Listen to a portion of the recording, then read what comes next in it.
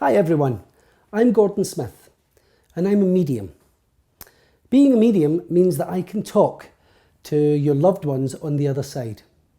Death is nothing that I fear because I know we can't die. That we can't die for the life of us, that our life force goes on and on. It's that life force energy which is our inner flow.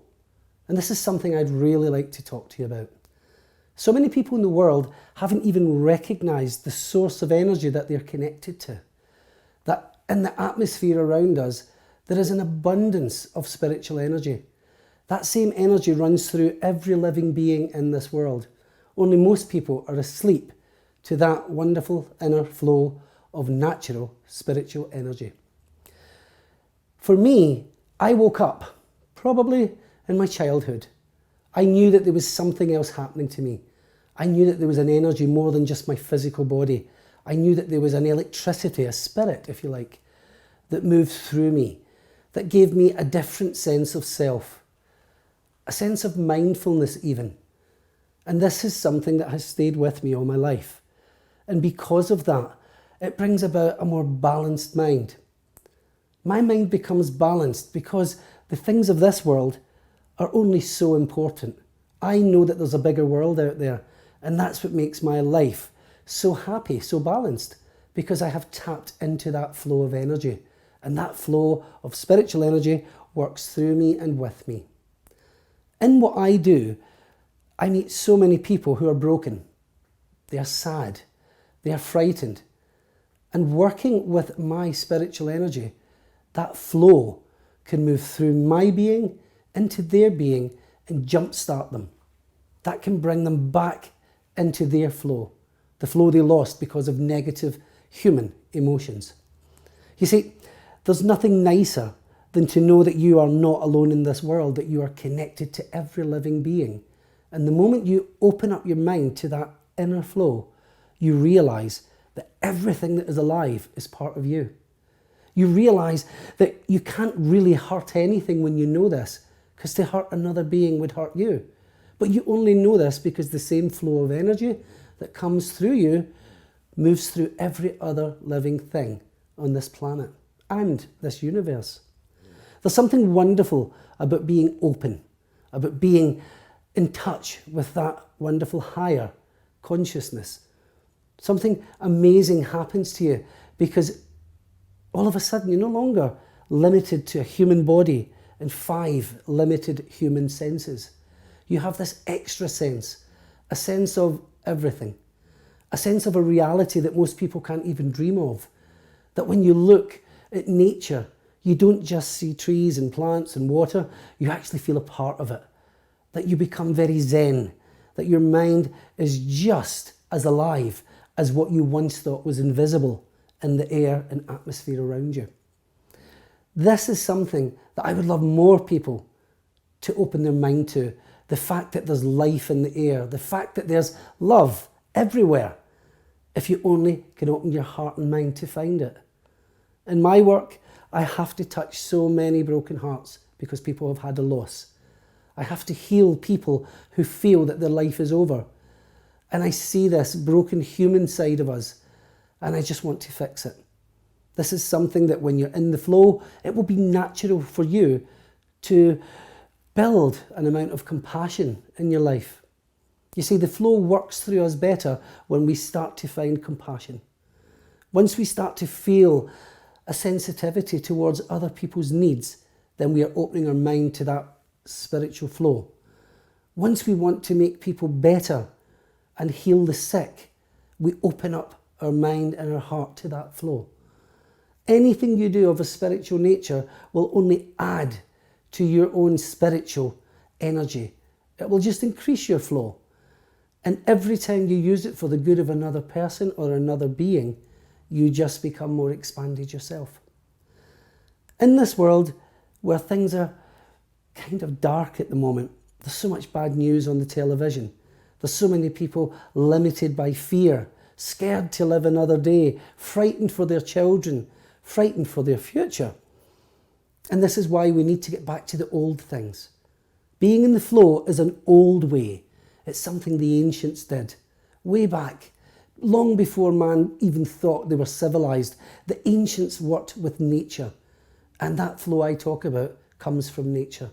This has passed down through generations and generations of tribal people, of shaman, and nowadays of people like myself, mediums, healers, channels. And that's what we're working with. The flow of energy has never changed. It's still the same flow. But as man has grown and actually not paid respect to the world in which he lives, it's time for people to come into this world, if you want to call them light workers, and they are born with an openness to the flow. And these are the people that will stand out. These are the people that others will look to for brightness in their life when the world becomes just too dark. That's what's happening right now. So if you're in that flow, or you're looking to take away some of the hurdles and barriers in your life, then look no further than yourself, because in you there is a divine spark. That divine spark, you just need to wake up, and the moment you do, your light body will expand, and you'll look for the flow, and naturally you will find it. I would love to see more and more people wake up and smell the karma. Wake up and actually look at their lives and realize, what am I doing? Is that all there is? Is this all there is to me? No, it isn't. There's actually so much more to you if you get into the flow. You know, people are very often looking for answers in things like religion, books of truth, philosophy. I'm starting to believe that people can actually find the answers to all of life's and the universe's problems and mysteries within themselves. But you first of all have to unlock the door of your own soul. The door of your soul has to be open to another world. You need to learn to walk between worlds, to appreciate that there are more than one dimension of reality. And the moment you can open up the door of your soul, it gives you access into a bigger world. This is the world where people like the Buddha, Jesus, Muhammad, all sorts of great teachers like Socrates, Plato, Confucius, Lao Tzu, these people weren't just people who were enlightened. These people were actually living spiritual beings. They were people who their mind was too big for just this human world, that they extended into other worlds, and they brought back truths. They brought back answers that gave people some kind of mindfulness and understanding as to the pathway of life. This is the kind of work that I would love to see more people do now, is opening their soul, looking inside themselves. And don't be afraid. You see, people have been afraid for so long to look inside themselves. They're frightened that they might find things that they've locked away since their childhood. Some are even afraid to look in case they find problems from a previous life. Well, the moment you start to open up the doors of the soul, you clear out the dark rooms of the mind. It gives you the opportunity to take control back, because you are in that natural flow of spiritual evolution. That natural flow of spiritual evolution is something that every man, every woman, every child can investigate. It's something that can take you to a whole new understanding of self. You see, self is not small. Self is not just a human being. Even as we live in this world, there's also a part of us in the higher world, in the spirit world. So we actually already coexist. So the moment we can understand that we are not just body, but we are actual consciousness, and it's consciousness that fills the body, but the same consciousness already exists in the higher world of the spirit. So that the fact that when we die, we don't actually die, we just step out of a body and we return back into the flow of energy that is spirit. And that same flow is the thing that moved through us when we were using a body. You see, we borrow this body, we borrow this life, and we do that because we can. And the moment we understand that, things like death and dying are no longer such a big problem.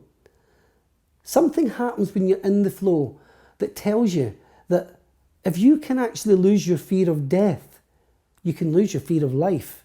So if you can lose your fear of dying because you're in the flow, you can actually lose your fear of living. And that is the state that people really want to aspire to. Not just to live in this life, to understand that you are bigger than just a human being, that you are a living spirit being. You have been before you came here, and you will be again when you leave the body. People in this world seem to limit themselves because of fears and anxieties. But the moment you realise, hold on, this is impermanent. These anxieties and fears, they only last this lifetime. And they might not even last that long if I open my mind, get into the flow, and be connected to my own higher being in the spirit world. The moment you do that, you see this life as a small life, something you look down on and realise, well, that's only going to be like a flicker, and then it's over, and I'm back in my higher consciousness again. When you know that, then you can actually prepare to come back to this world. Because so many people end up in a mess in this world because they just keep going round, repeating the same patterns. And they are actually going against the flow. When we go against the flow, all we get is trouble and chaos. Once you get into the flow, this is something that the old masters of Tibet and China and the old days when they were great places of philosophy, they taught us this. Go with the flow. Don't walk against the river. It will kill you.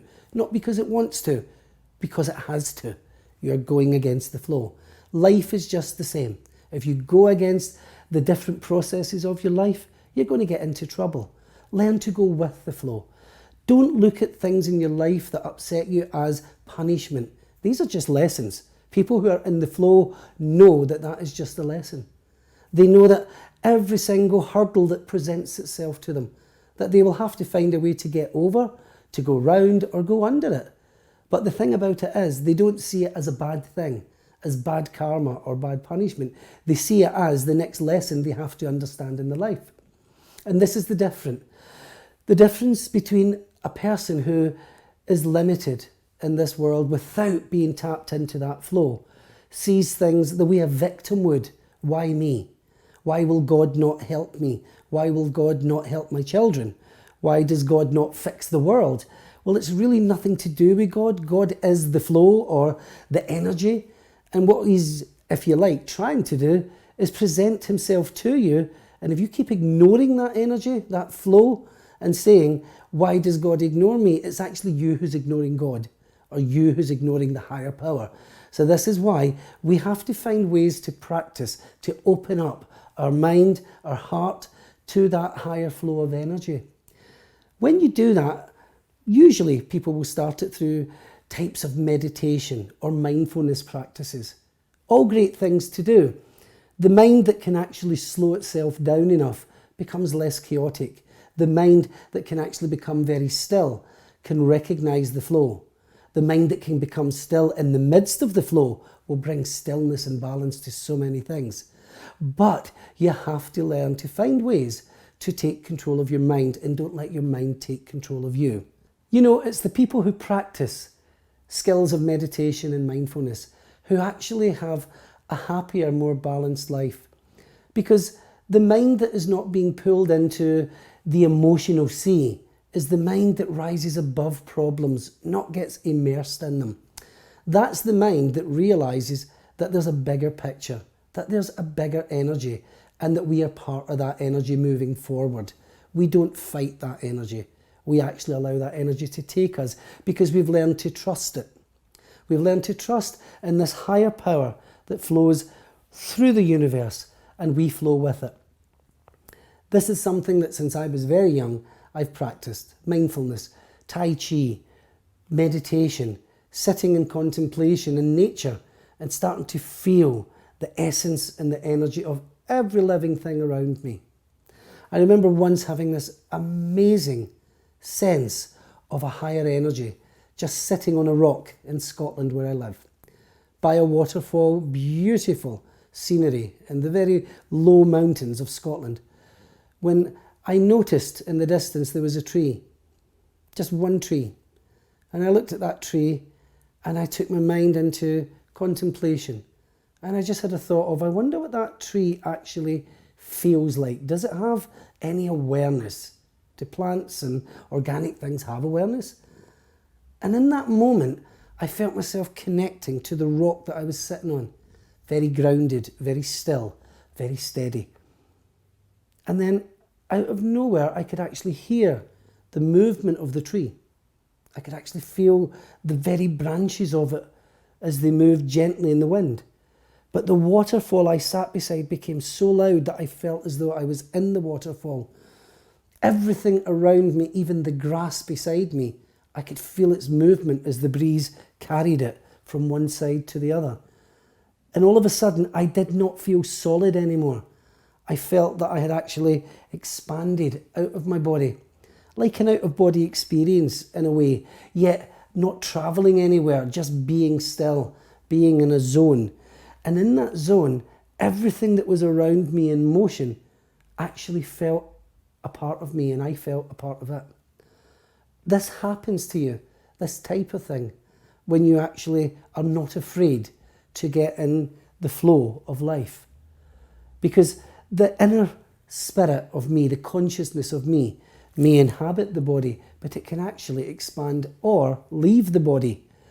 And I believe that's why people who do what I do have absolutely no fears, absolutely no limitations, because to limit yourself is such a sin against the spirit.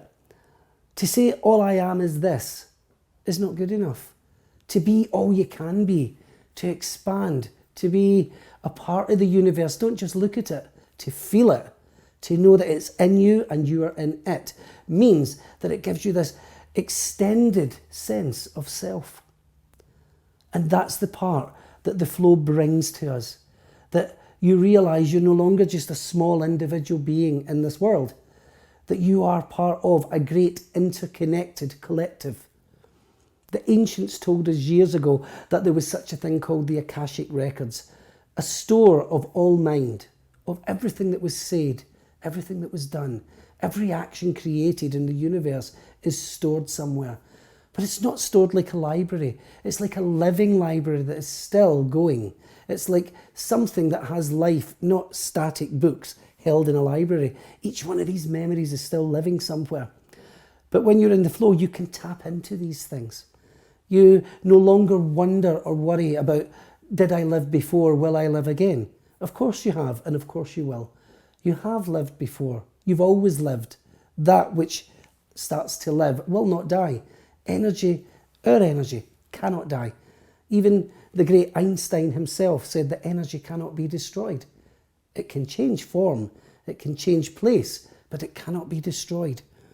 And if a human mind like Einstein can come up with that equation, then we should take it to a new level and show that, well, the electricity, the spirit that fills our body, that spirit that flows through our body, is our fuel, our, if you like, vibrance and vital energy, and that is the part of us that is in the flow.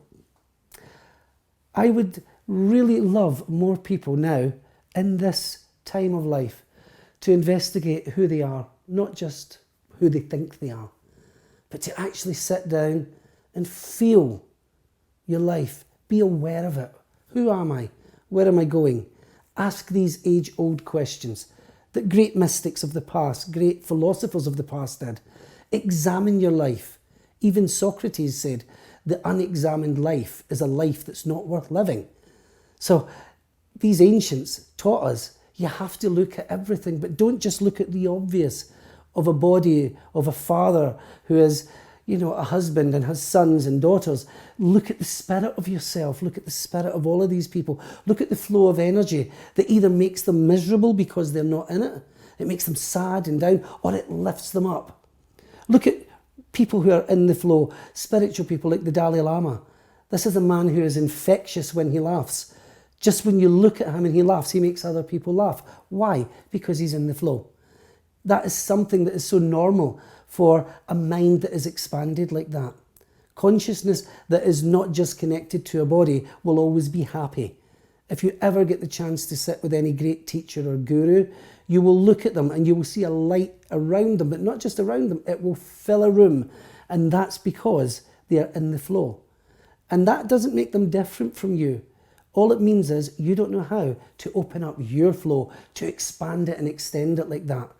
The great thing is when these people who are in their flow can open up their auric field, open up their light body and share it with others, people are touched by the very vibration of their auric energy. And this is what happens if you take your mind into a mystery school or a school of meditation, where you find a great teacher who can actually invite you into his energy or her energy, and they can start to lift your energy to a whole new state of frequency. You see, frequency is so important when we talk about the flow, because some people are vibrating, if you like, on a very low energy, a very kind of slow flow of energy through them. And these are people who are not aware yet. They haven't woke up. They haven't woke up spiritually. So in some ways, it's a bit like a radio that is on AM waveband, and it can only pick up so much of what's happening around it.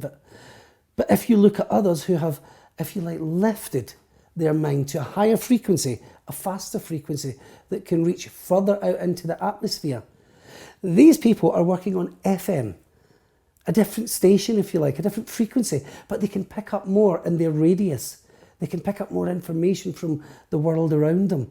They can channel more information to the people around them because they are not limited to that small mind. Small mind is something that people who have not experienced life and who are afraid of experiencing life, that is what they will carry through their journey. It's just small mind. And a lot of people do that because they're scared to grow. They're frightened to change direction. And that, again, is something that maybe have been taught to them through their life, by their parents, by the society they lived in. But this is an age when people can wake up. They're no longer restricted by the location of where they live, being out of touch with the world. The great thing about this world is everybody can be in touch with everybody at the touch of a button. So nobody has any excuse not to know things. And the more we want to know, the more we're going to grow. And we're going to grow spiritually. Because that type of access to unlimited knowledge in this world surely will point us to the fact that there is also a higher flow of energy, an energy that goes even beyond what we think we know now in this world through our wonderful digital age. But there's a spiritual digital age, if you like, a spiritual higher consciousness that probably has introduced all of these new things into our world with each new generation they send forward. Be a part of that flow. Be a part of life that is on the move forward. Don't restrict yourself. Don't stop. Don't look back. There's no point. The only way to look is forward, to go forward and move with the flow of life. That flow of life is something that is going to give you a whole new understanding of self.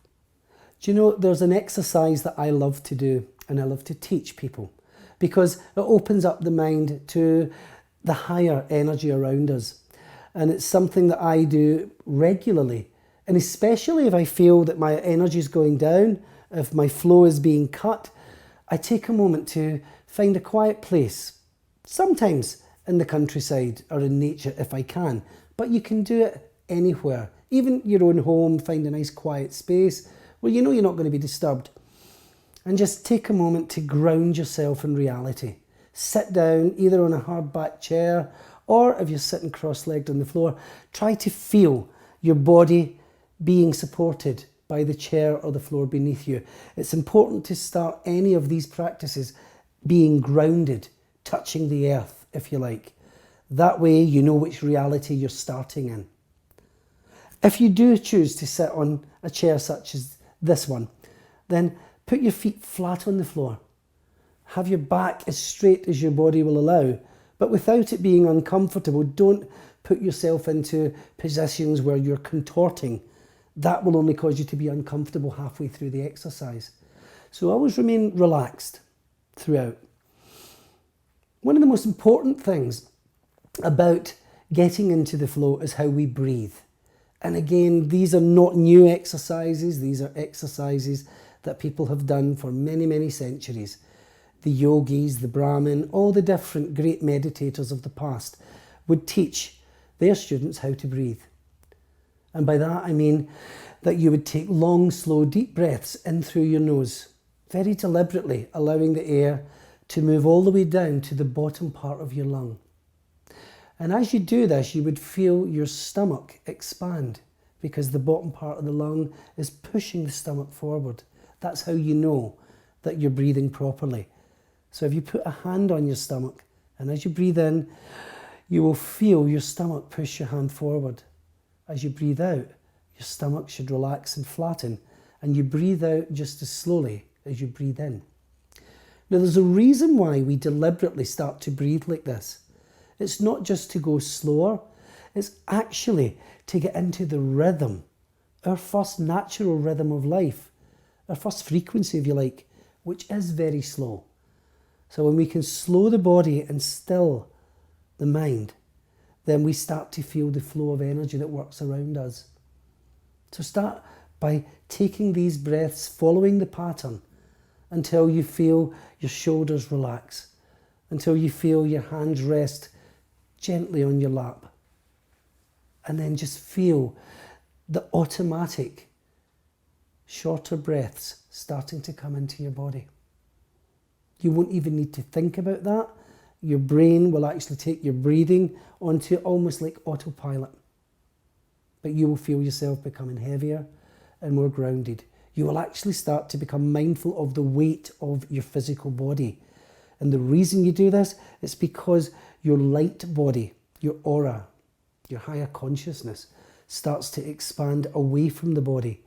So you are no longer concerned with what's happening around the body because you've put it into this place of stasis, this in-between place. A bit like going to sleep, only not actually letting go. Trying to stay focused and aware in that in-between sleep stage. Almost like a hypnagogic state or hypnopompic. Sit like that as long as you can. That way your awareness is in two worlds. It's in this world with your body, but it's moving out into the atmosphere with your light body. Some people are going to start to feel like there's a palpitation or that there's a pressure building. Some will feel heat or cold. Sensations of different temperatures often happen when we sit like this. But what it really is that you're actually becoming, if you like, acclimatized to the atmosphere around you. Because we're normally used to doing everything through the brain, but now we're doing it with the mind expanding into the atmosphere. So the mind starts to sense things that's happening. And this is where a lot of people start to feel an increased pace of their heart, but it's actually not the physical heart. I've done this many times. I had examinations while I've done it, and they've shown that my heart rate drops to a third of the actual pace, yet I feel it hammering. So what does that tell you? That's not my physical heart. That's actually this higher vibration of self that you're feeling. So when you feel that, you know you're going in the right direction. And when you feel that, that's when you're opening up the flow. You're taking your mind up to the very energy that you are trying to bring down to work through you. You don't need to do anything with that. You can just sit like that in the power, in your own power, and connected to the source. Sitting like that is like recharging your battery. It recharges your body. It will actually rest the brain and allow that to recharge, but it also helps to recharge your mind and your mental power. So taking some time out your busy day, sit in the power. It's crazy if you don't. Why have a life of chaos when you can actually have a life of balance and feel energy rather than tiredness? Why not take 10, 15 minutes of each day to find a quiet place to sit in your own power, to connect with the source, to remind yourself that there's more to you than just this body, to remind yourself that you're bigger than you think you are. I guarantee if you do that, you'll be in the flow. And before you know it, people around you will be asking you, what's changed in you? Something has to have. You look better. You have a better attitude. You just look good. And that is something I hope you will all experience.